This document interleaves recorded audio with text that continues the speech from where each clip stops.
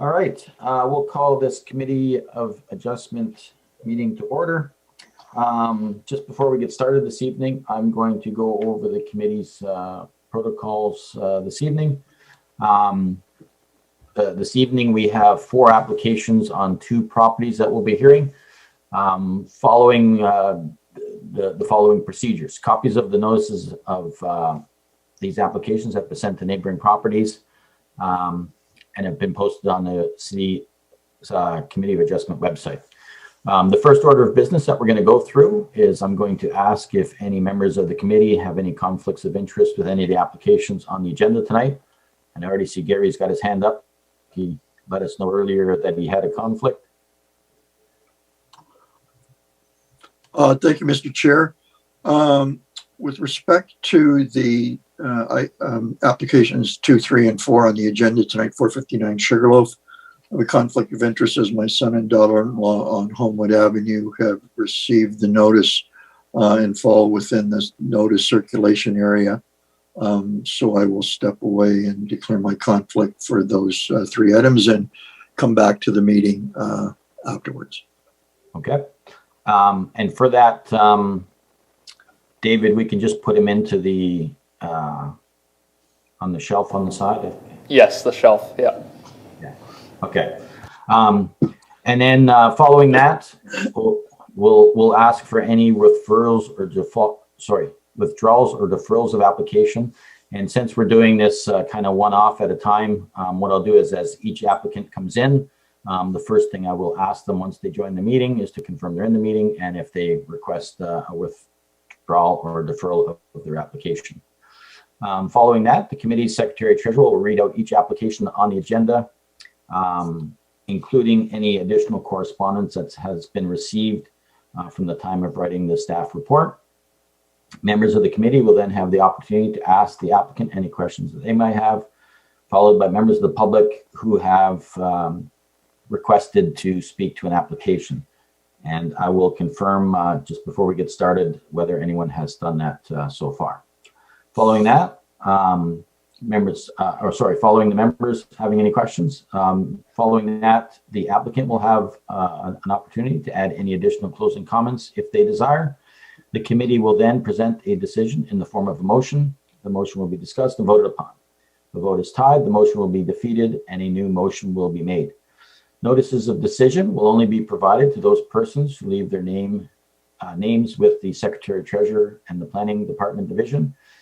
For that, you can please contact Chris Rome at chris.rome, R-O-O-M-E, at portcolborne.ca, or you can leave him a voice message tomorrow, first thing, at 905-835-2900, extension 205, immediately following this meeting, or like I say, first thing in the morning.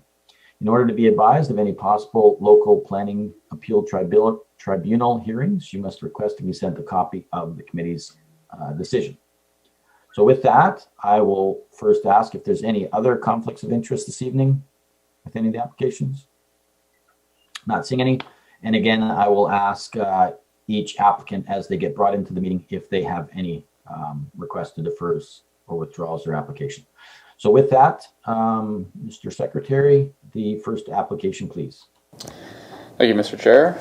Our first application tonight is application B08-21-PC. The matter of the Planning Act RSO 1990 CP13, Section 53(1), and in the matter of the property legally known as Concession 5, part of Lot 18, Part 1, on Plan 59R8576 in the City of Port Colborne, Regional Municipality of Niagara, and located in the rural zone, municipally known as 746 Forks Road East. And in the matter of an application by the owners Brenda Greaves and Rob LaRue for a severance under Section 53(1) of the Planning Act RSO 1990, Chapter P13, so as to permit the conveyance of Part 1, having a lot frontage of 70.25 meters and a lot area of 1 hectare on Forks Road East for future residential development. Part 2 will retain a lot frontage of 176.98 meters on Forks Road East with a lot area of 1.91 hectares for continued residential use. Notice was circulated to the public on April 27th and no written correspondence has been received.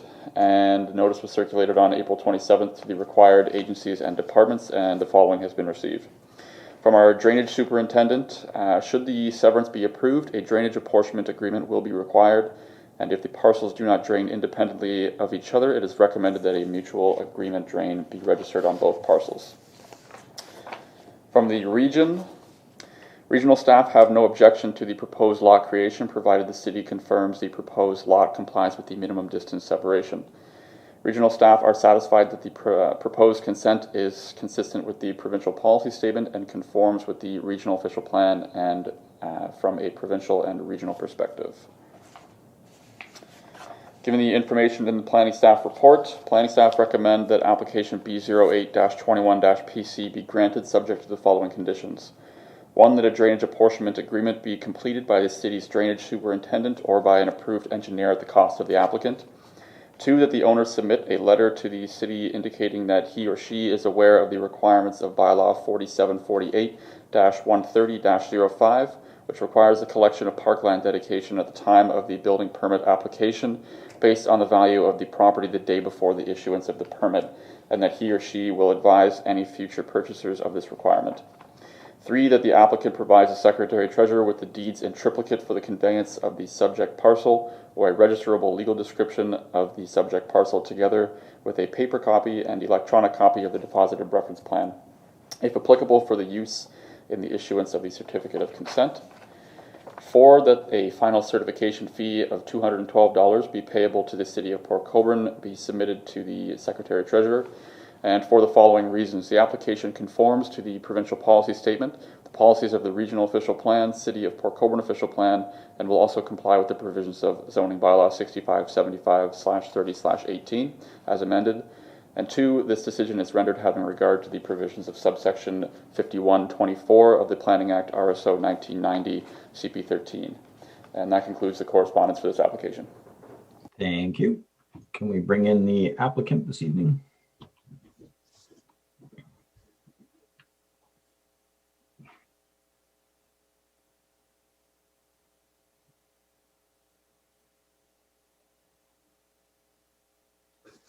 Good evening. You can just unmute your mics and confirm. Good day. Good Hello. day. Hi there. Just before we get started, you don't wish to withdraw your application or defer your application this evening? No, we do not. All right, thank you. Is there anything further you'd like to add at this time? I don't think so. Oh, there is not. All right. Oh. No, it's good. Okay. And members, does any members have any questions of the applicant this evening? Not seeing any. Chris, I forgot to ask, were there any registered people that wish to speak to any of these applications this evening? No, there are no delegates tonight for any of the applications. Thank you. So with that, if there's no questions or comments, does anyone have a recommendation? Eric? Yes. For application B08-21-PC as concession 5, part of lot 18, municipally known as 746 Forks Road East, that consent application B08-21-PC be granted subject to the conditions outlined in the staff report to the committee dated May 3rd, 2021. For the following reasons: 1, the application conforms to the policies of the regional official plan, City of Port Colborne official plan, and will also comply with the revisions of zoning bylaw 6575/30/18 as amended. 2, this decision is rendered having regard to the provisions of subsection 51, subsection 24 of the Planning Act, RSO 1990 CP 13. No oral or written comments from the public were received. Thank you. Can I get a seconder to that? Angie? Any questions or comments? All those in favor? That'll be carried. Thank you. There is a 20-day waiting period for that, but following that, you can finish things up. Perfect. Wonderful. Thank you very much. Thank you. Thanks, everyone. Thanks. Have a great night. You too.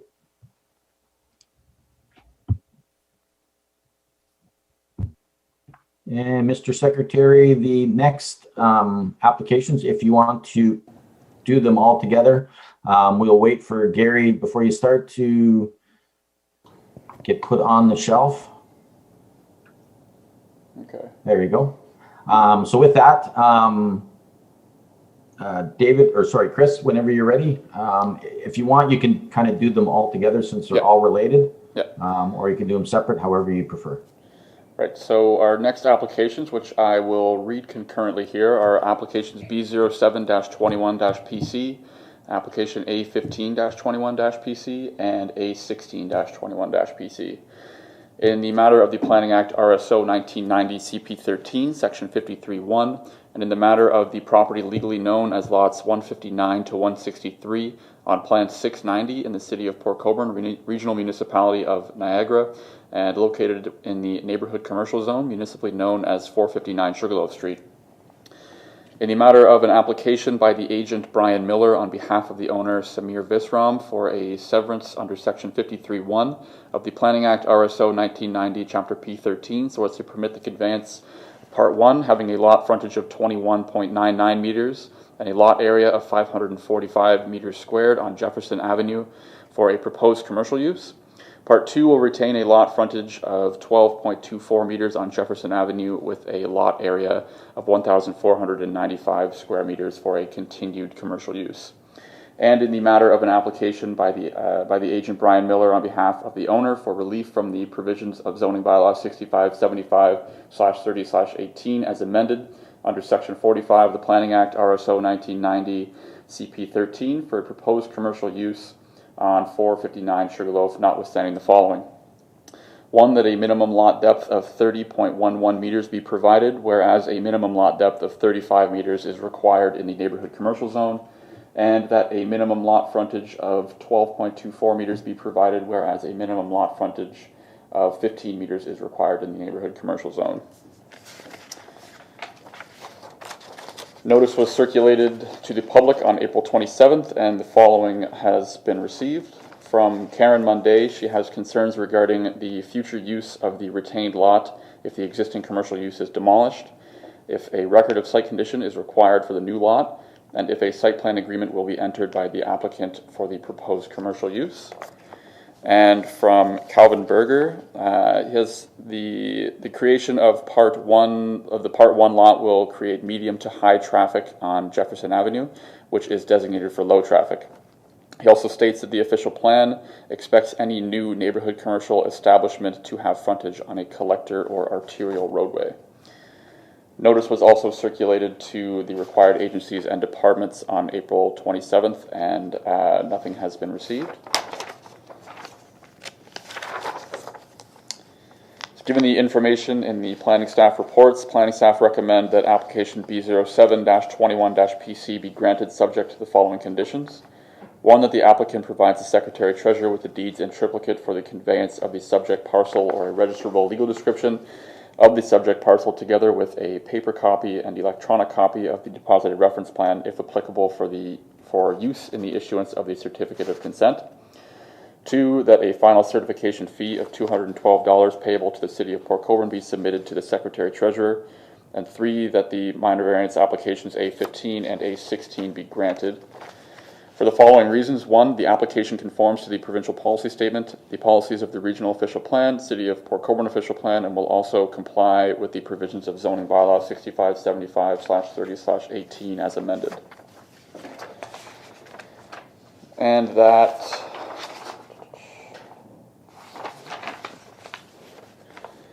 that application A15-21-PC be granted for the following reasons. 1, it is minor in nature, as the reduction in lot depth is a reasonable and measured request. 2, it is appropriate for development of the site since the proposed commercial use will be located in a suitable location on the site. 3, it is desirable and in compliance with the general intent and purpose of the zoning bylaw, as commercial uses are permitted in the neighborhood commercial zone.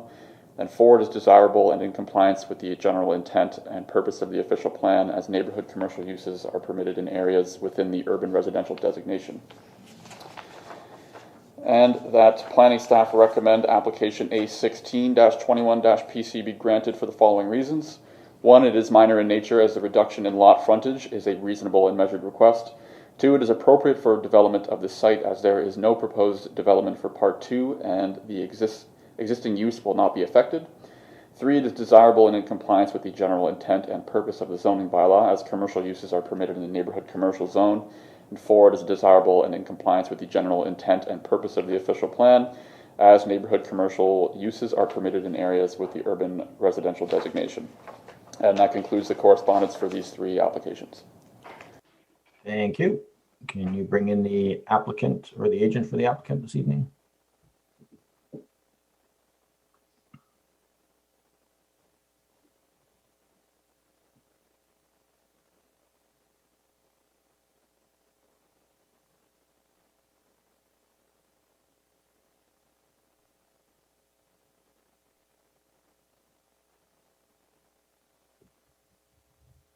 Is the agent for the applicant there? I see him in the room, but I don't see a picture or anything. And if you're trying to talk, you might be on mute.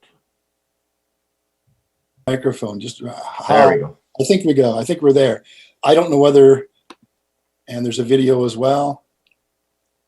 There we go. There we go. Well, thank you. Perfect. Just before you start, you don't wish to withdraw or defer any of these applications? No, we do not. Okay. If there's anything further you'd like to add, please feel Well, I free. would just say that I certainly endorse the comments of responding agencies, all of which are favorable.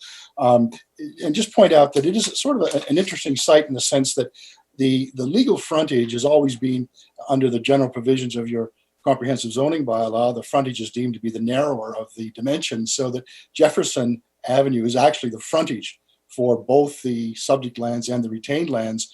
And that's why there's a variance of frontage for the retained parcel that is it's going to be 12.24 meters where 15 is required. For all practical purposes, Sugarloaf really is the frontage, and that's where everybody accesses the commercial use that's existing.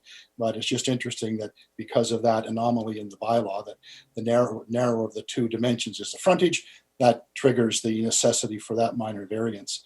In all other respects, the lot being created conforms to the zoning provisions with the exception of depth.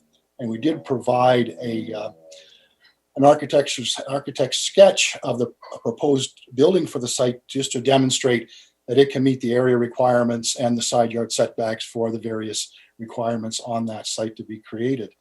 Other than that, as I said, we certainly endorse the comments of the responding agencies, and I'm happy to answer any questions you might have.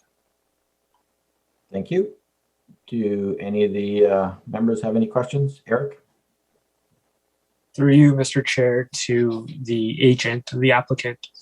So there's going to be an accessory dwelling unit, correct? That's a provision of all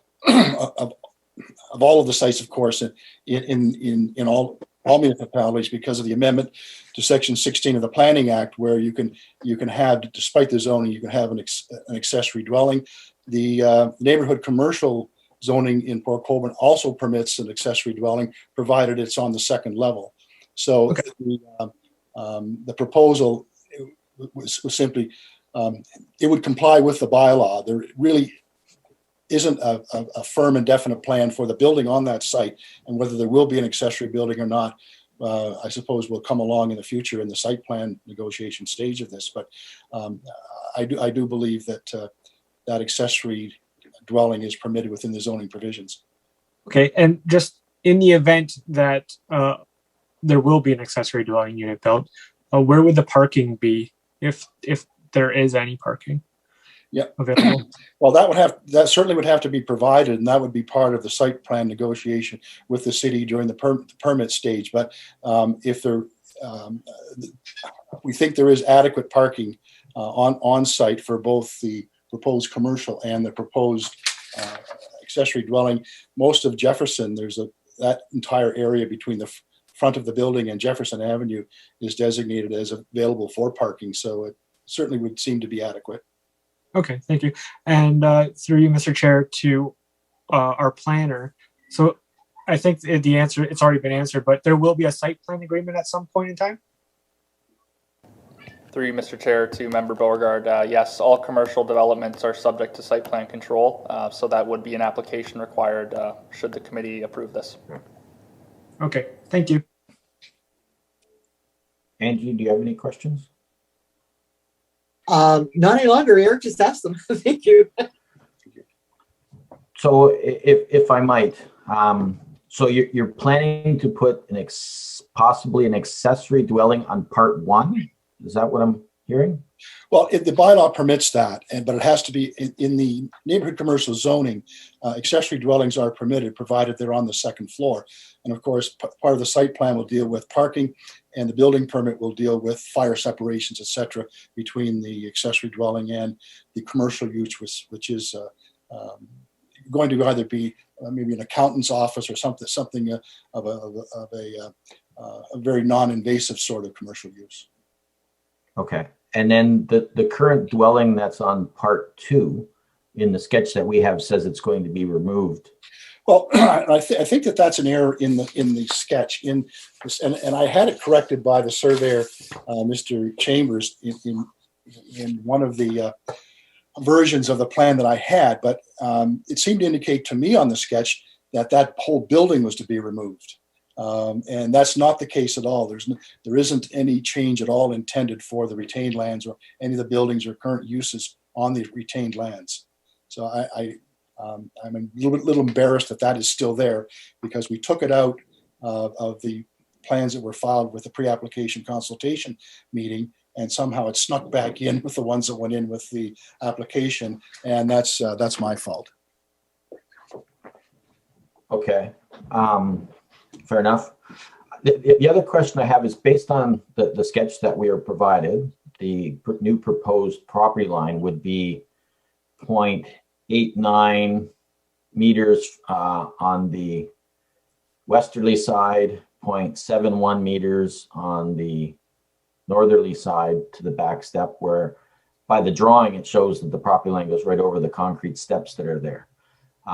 Is that going to give adequate access in and around the existing dwelling to, say, for instance, someone put up a fence right on the property line?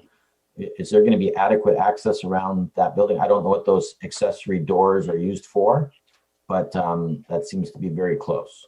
I think the reason that the depth of part one was settled in the location shown on the plan was so that there would be access to the building on part one, and that that particular access point in the retained building would not be required.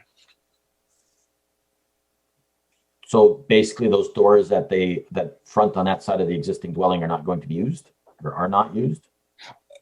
I'm not 100% certain. That was something that hasn't been addressed until this moment. I wonder if the owner, I think, is maybe part of the meeting. Perhaps if Sam is there, he could answer that. He could answer that question. But I'm not familiar with the rear of the building, Mr. O'Hara. Have you had a chance to look at that?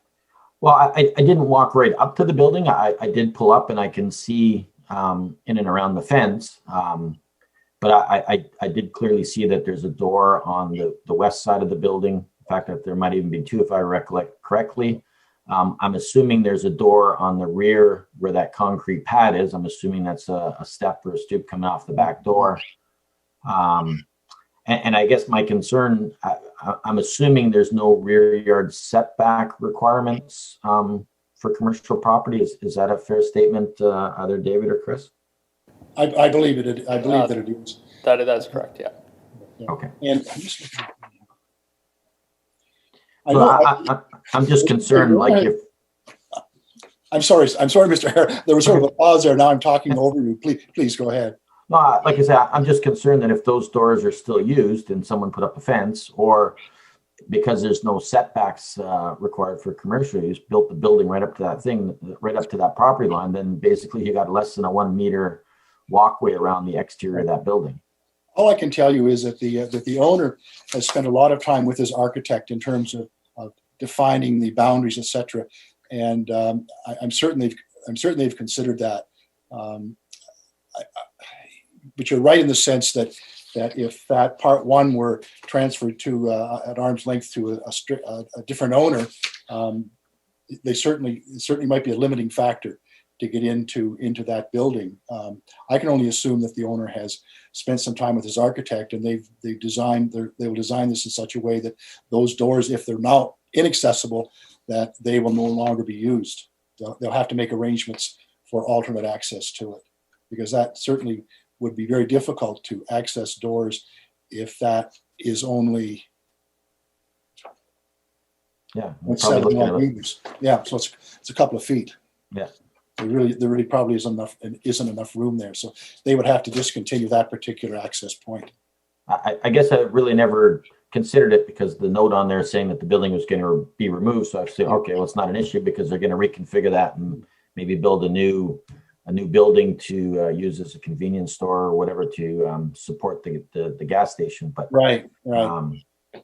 now that you're telling me that's not the case, then that's a pretty, like I say, it's a tight area to get in and around that building. And I don't know if there's any other windows or if that causes any issues. I know on residential properties, you can't have buildings so close to the wall with windows regarding the building code. Does that also apply here, David or Chris, with regards to windows and commercial properties?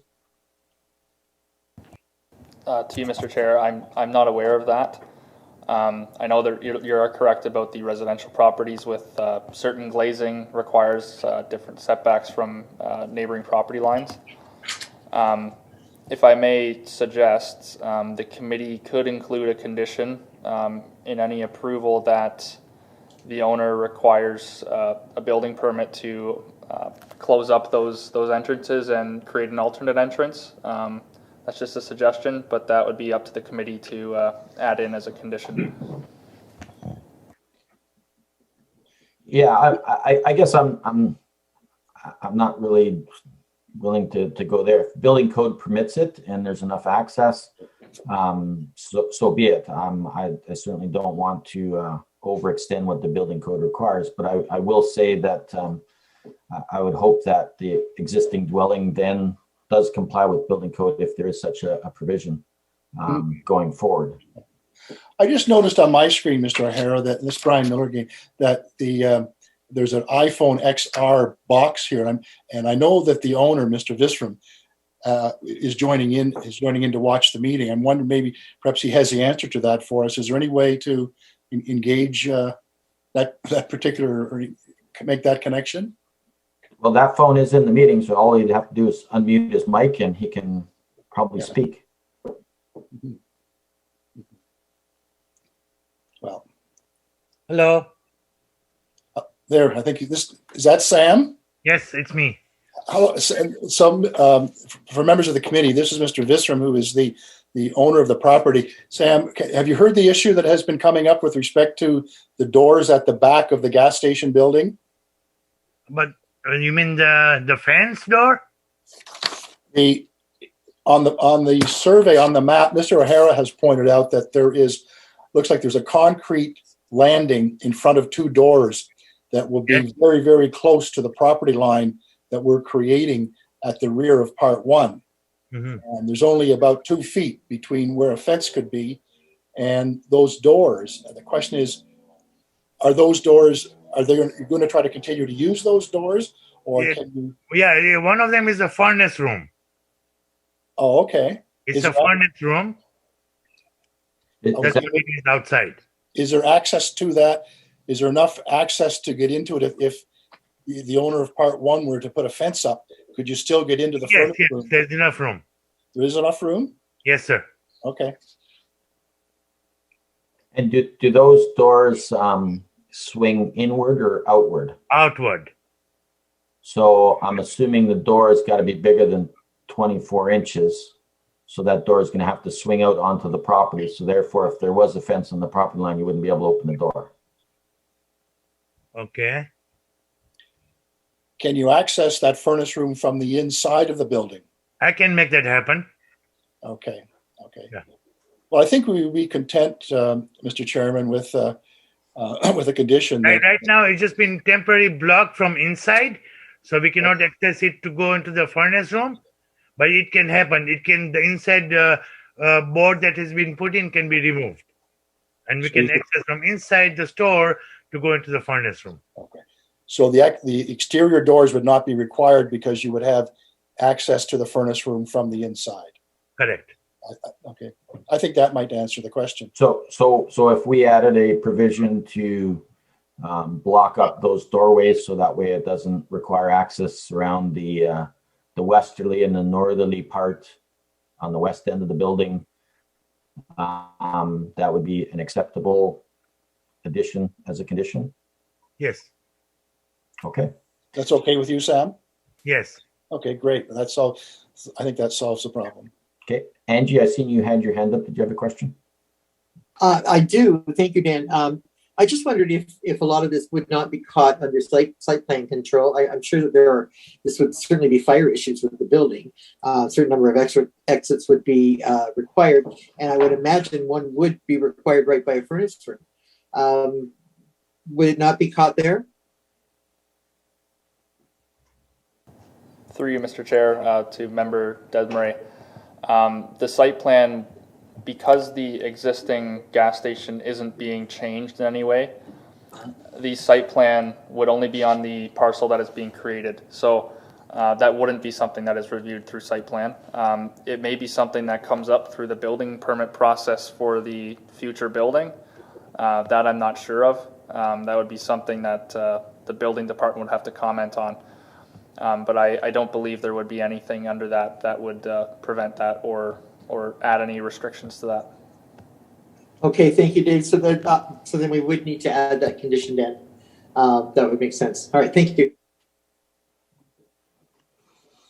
Okay, that's all the questions I have. I don't know if Eric, you have anything more to add? Nothing further, and I know there's no public members online to speak to this one. As far as these applications, I don't know if Eric or Angie, either one of you want to move them. If you like, since I brought up the condition, I can move the severance if one of you two want to move the two variances, if that works for you guys. I see them shaking their heads. So I'll move application B0721PC for lots 159 and -to 163 of Plan 690 of the City of Port Colborne, municipally known as 459 Sugarloaf Street. That consent application B0721PC be granted subject to the conditions outlined in the staff report to the committee dated May 3rd, 2021. That consent application B0721PC be granted subject to the following conditions. One, that the applicant provides the Secretary Treasurer with the deeds in triplicate for the conveyance of the subject parcel of land, a registrable legal description of the subject parcel, together with a paper copier and an electronic copy of the deposited reference plan, if applicable, for use in the issuance of the certificate of consent. Two, that a final certification fee of $212 be payable to the City of Port Colborne be submitted to the Secretary Treasurer. Three, that minor variances application A1521PC and A1621PC be granted. And four, that the exterior doors located on the westerly side of the building and the northwesterly back of the building be removed or boarded up, removed or blocked up, subject to compliance with building code and fire regulations, or some alternate arrangement be made. I would also add to that, if in lieu of doing that, if the property lines could be adjusted accordingly to provide adequate access to those, that could be also an acceptable resolution to this. If you needed 3 feet, then it can be 3 feet on the side. And then finally, for the following reasons, that the application conforms to the policies of the regional official plan, City of Port Colborne's official plan, and will comply with the provisions of zoning bylaw 6575/3018 as amended. And also noting that there was a few written submissions for this application that were taken into consideration. So with that, do I have a seconder for that motion? Angie? Is there any other questions or comments with regards to this before we vote?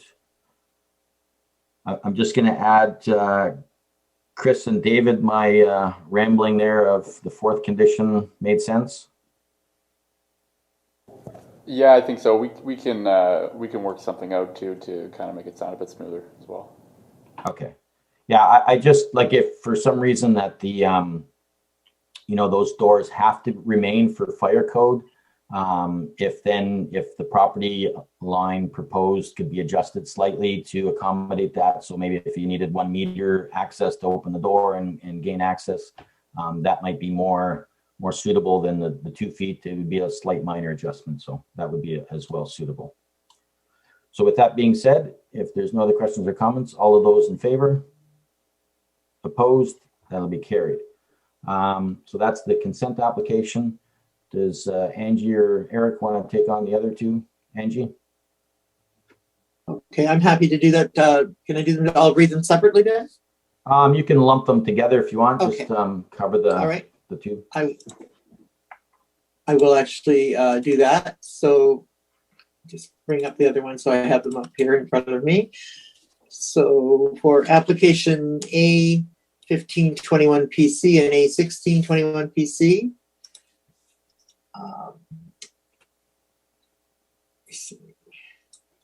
that are the property legally known as lots 159 through 163 on plan 790 in the city of Port Colborne, regional municipality of Niagara, and located in the neighborhood commercial zone, municipally known as 459 Sugarloaf Street.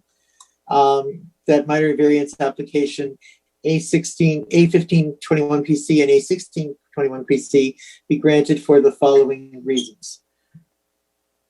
One, the minor in nature, as the reduction in the lot depth is a reasonable and accepted, a reasonable and measured request. Two, appropriate for the development of the site, since the proposed commercial use will be located in a suitable location on the site. Three, desirable and in compliance with the general intent and purpose of the zoning bylaw, as commercial uses are permitted in the neighborhood commercial zone. And four, desirable and in compliance with the general intent and purpose of the official plan, as the neighborhood commercial uses are permitted in areas with urban residential designation. That's it. Okay. There you go. Sorry, can I get a seconder to that, Eric? I'll just add to that for the minor in nature, on the other one, it's lot frontage as opposed to lot depth. So just to be noted for the record for that. With that, any other questions or comments? All those in favor? That'll be carried. Thank you. Thank you, Mr. Chairman. Thanks, members. Thank you.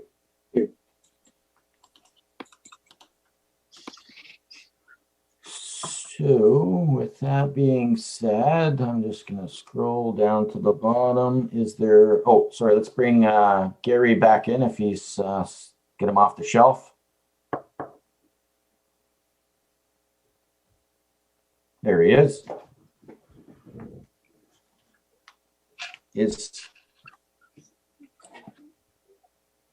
Gary, were you trying to say something?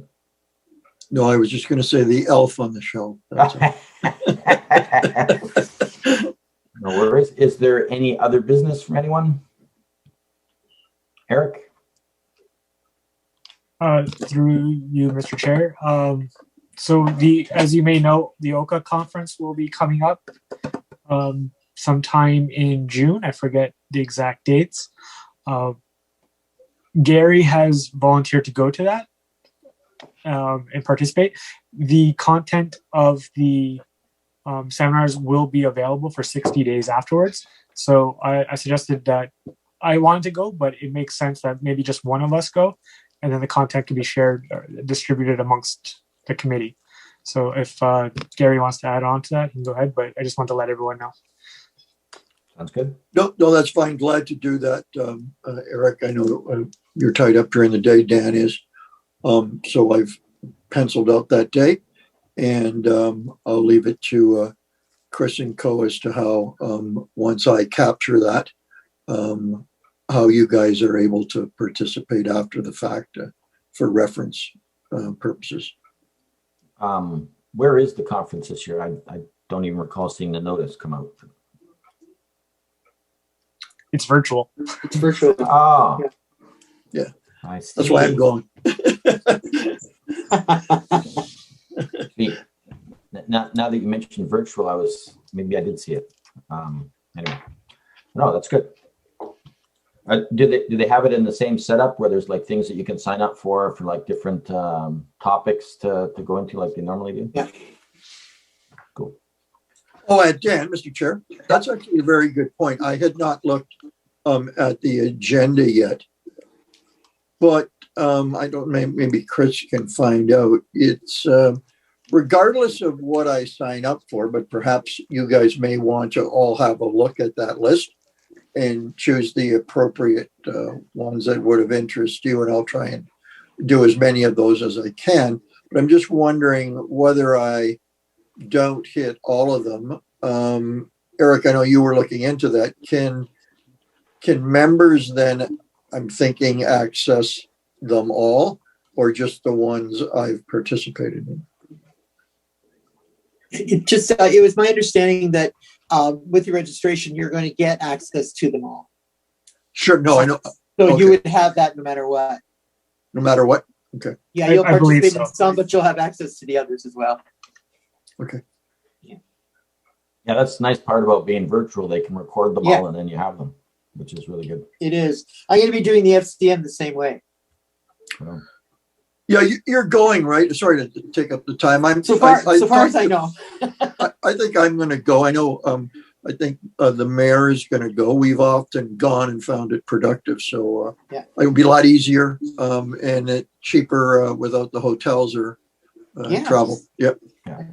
Yeah. Sorry, Dan, to take up that bit of time. Yep. it's okay. Does anybody else have any other business? Not seeing any. Can I get a mover and a seconder for the minutes of our last meeting? Gary and Eric. All those in favor? Be carried. With that, if there's nothing more, I will adjourn this committee meeting and have a Wow, good I think we should do our council meetings. This is quick. Please do.